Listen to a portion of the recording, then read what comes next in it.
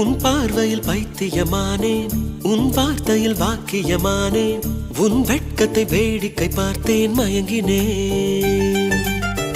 ஒரு ஞாபக அலையென வந்து என் நெஞ்சினை நனைத்தவள் நீயே, என் வாலிப திமிரினை உன்னால் மாற்றினேன்.